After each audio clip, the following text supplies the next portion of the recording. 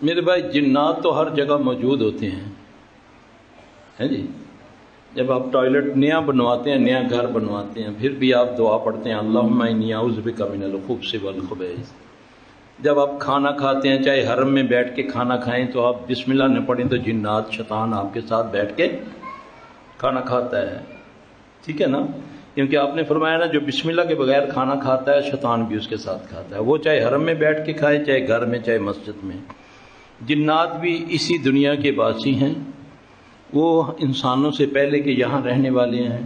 اب مختلف جگہ ہوتی ہیں، مختلف درخت ہوتے ہیں، کوئی جگہ ایسی ہوتی ہیں کہ جس پر ان کا بسیرا سخت ہوتا ہے، یہ بڑے پڑھے لکھے ہوتے ہیں، ان میں انسانوں کی طرح ہوتے ہیں.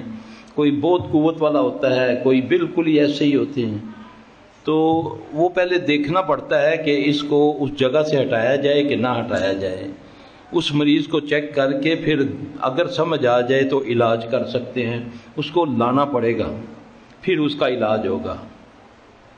اس طرح نہیں ہوگا. میں پڑھنے کے لیے میں دے دیتا ہوں، پورا قرآن پڑھ لیں آپ جی. اس سے کیا ہوگا؟ دوا اور دوا. پھر دیکھتے یہ بھی دیکھا جاتا ہے کہ اس کے ساتھ گروہ ہے، ایک آدھ ہے، یہ کسی کا مسلط کیا ہوا ہے، یہ خود آیا ہوا ہے. یہ سارا چیک کر کے پھر اس کا علاج کرنا پڑتا ہے، اگر اللہ سمجھ دے تو.